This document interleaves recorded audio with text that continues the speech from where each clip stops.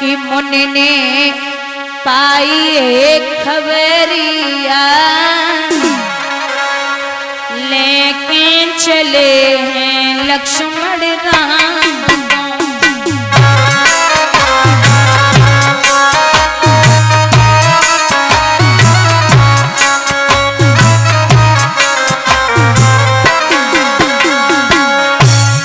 मुनि ने पाई है खबरिया लेके चले हैं लक्ष्मण राम को।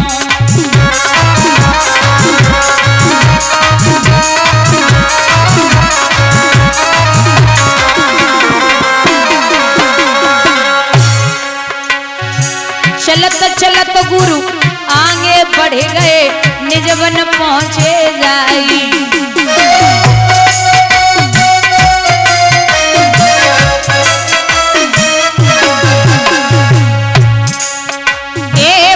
पक्षी कोई दिखत नहीं ना कोई शब्द सुनाई।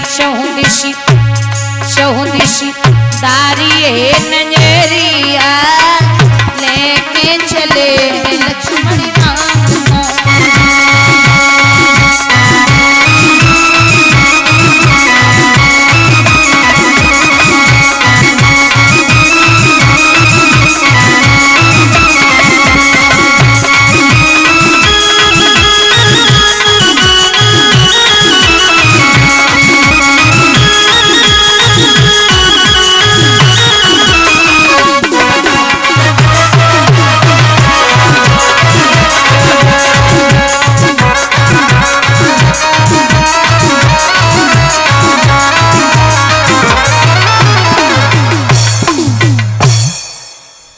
स्वयंवर देखने के लिए चले तो रास्ते में क्या देखा कि पत्थर की औरत पड़ी हुई है। दादा ये पत्थर की औरत को देख के श्री राम जी ने पूछा, गुरुदेव ये कौन है? बोले ये गौतम ऋषि की पत्नी थी, नाम था अहिल्या। ये पत्थर कैसे हो गई? बोले इसे एक बार इंद्र ने देख लिया। इंद्र ने जब अहिल्या को देखा तो ये बड़ी सुंदर थी। देखते ही देखते काम वासना जागृत हुई तो चंद्रमा से कहा कि हमें गौतम की पत्नी का छल करना है। चंद्रमा बोले क्या पागल हो गए हो? अरे वो बड़ी पतिव्रता है, आप ऐसा नहीं कर सकते। बोले नहीं, मुझे छल करना है क्योंकि वो संत जो हैं गौतम ऋषि वो रोज सुबह गंगा स्नान करने के लिए जाते 4 बजे। तो तुम मुर्गा बनकर के आवाज लगा देना, मैं संत बनकर के अंदर छल करके बाहर आ जाऊंगा। चंद्रमा ने बहुत मना किया लेकिन इंद्र नहीं माना। तो रात्रि के 1-1:30 बजे चंद्रमा ने आवाज लगाई। गौतम ऋषि बेचारे बड़े भोले से विचार कियो कि सवेरा हो गया तो गौतम ऋषि ने 1:30 बजे कमंडल उठाओ और मैया गंगा के पास पहुंचे। मैया गंगा ने गौतम को रात्रि में देखो तो दांती पीस के बोली, क्यों रे गौतम क्या लेने आया है? बोले मैया क्यों, रोज की तरह स्नान करने आया हूं। जवाब दिया, हो रे ओ बाबरे, रात्रि के 1:30 बजे तू स्नान करने आया है, तुझे पता भी है तेरे घर में क्या हो रहा है? बोले क्या हो रहा मैया? तो मैया गंगा बोली, हो रे गौतम, अरे तू निकला और काए घर से, तेरे घर में छुप करके एक चोर आया, तू काए घर छोड़ आया। एक चोर आया, तू काए घर छोड़ आया।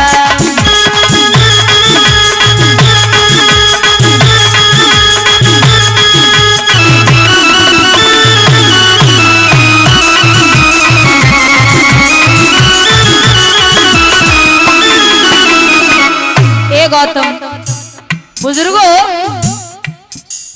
तेरे घर में रही चोरी है,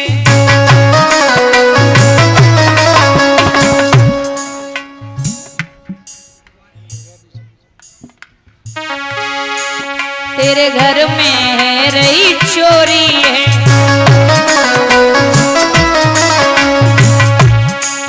वो चोरी नहीं छिछोरी है।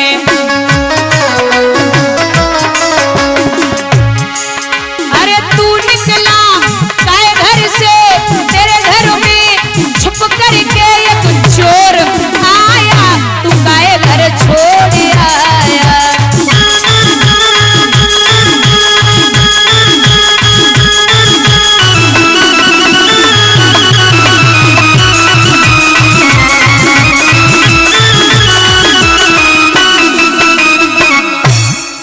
लौट जा।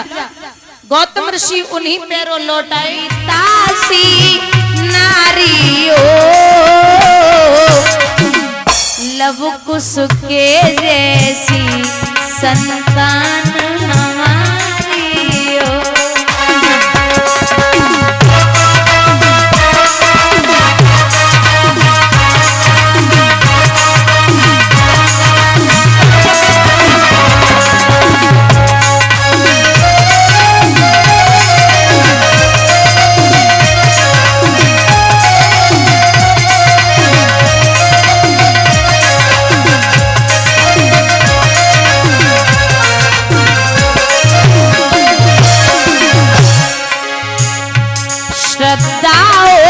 श्रवण जैसी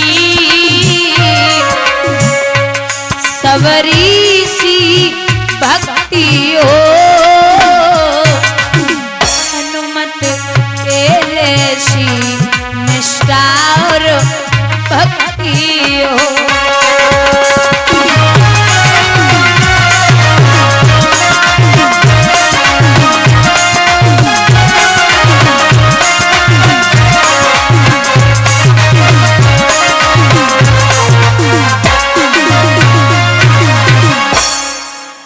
स्तुति की मां सीता वहां से चली आई।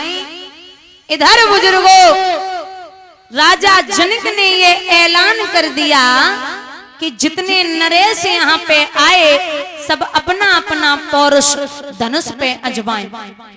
तो सुनते ही ये सूचना उमड़ पड़े महिपाल, कमर बांध मैदान में कूद पड़े तत्काल।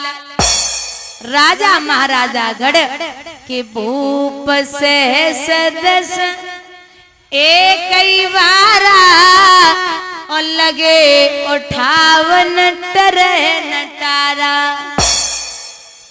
भूप माने राजा और शेष माने हजार।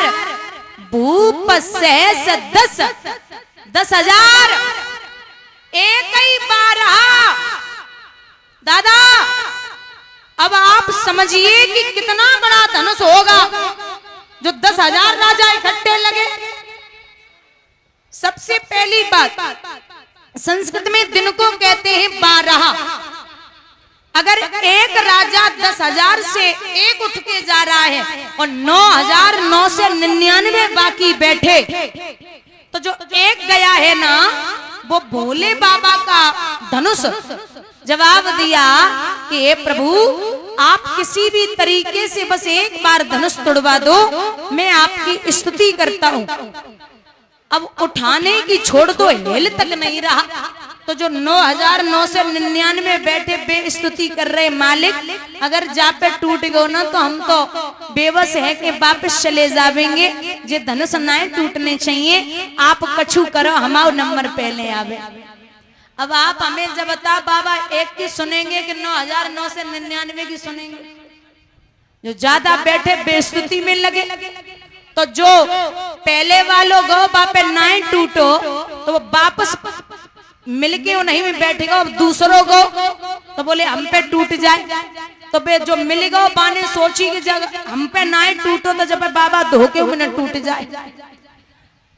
सब बारी बारी करके जा रहे तो कछु मूर्ख राजा बैठे, मूर्ख बैठे। वो बोले कि पागल है गए, एक काम करो। क्या? एक काम कर लो, 10,000 इकट्ठे लग जाओ फिर तोड़ दो। बोले अगर 10,000 इकट्ठे लग गए और माने कि चलो धनुष टूट गयो तो फिर सीता किन किन को जावेगी? सोचो, अगर 10,000 लग जाए और धनुष टूट जाए तो सीता किन किन को जावेगी? बोले बात तो ठीक है, एक बोलो फिर युद्ध करो और युद्ध में जो जीत जाए वो सीता को ले जाए।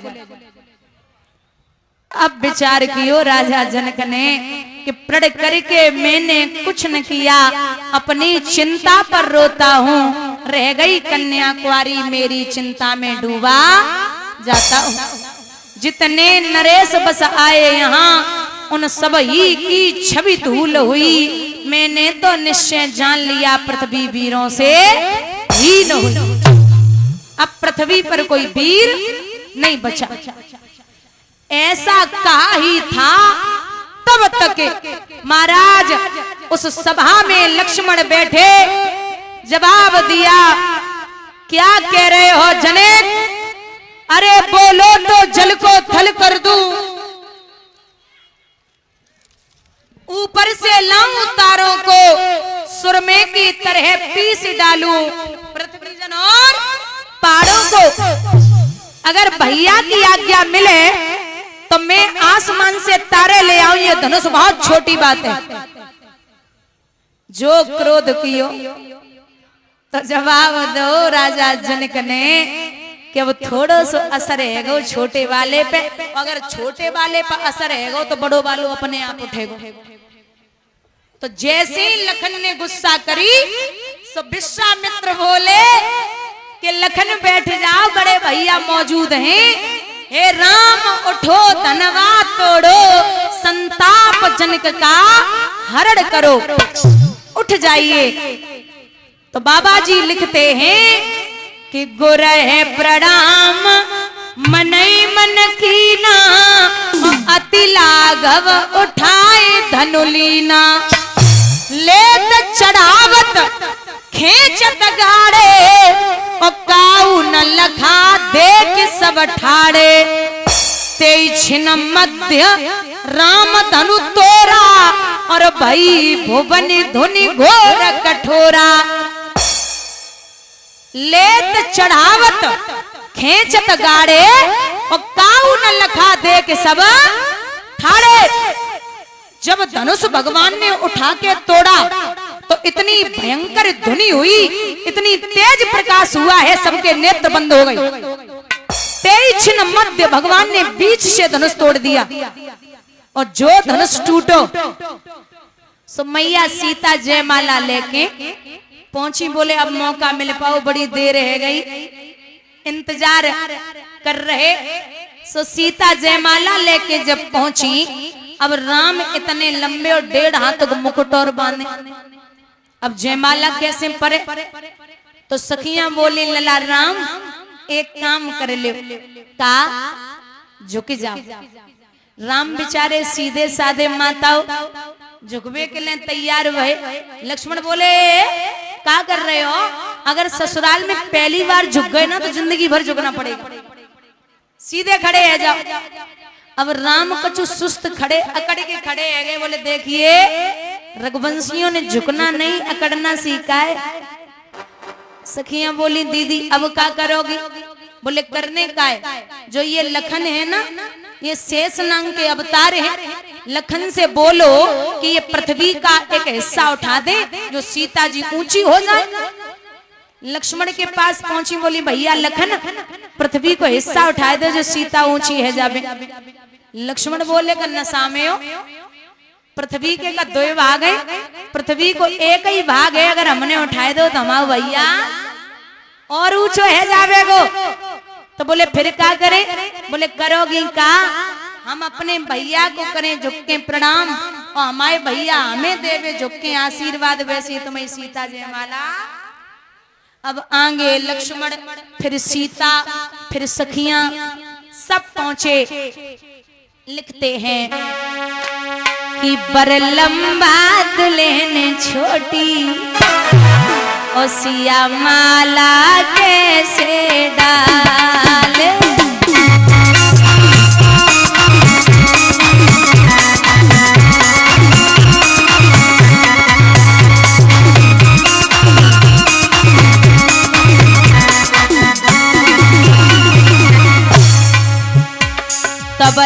लखन लाल उठताए और पास राम के आए।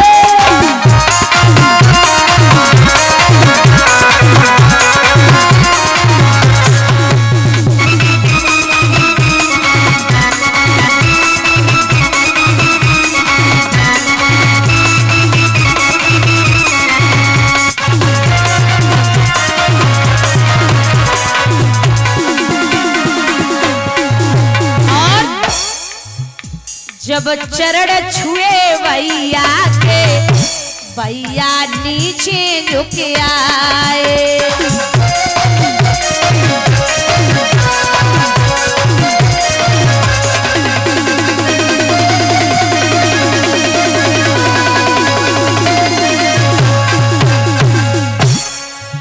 झुक गए अवधपुर वाले सिया माला कैसे डाले।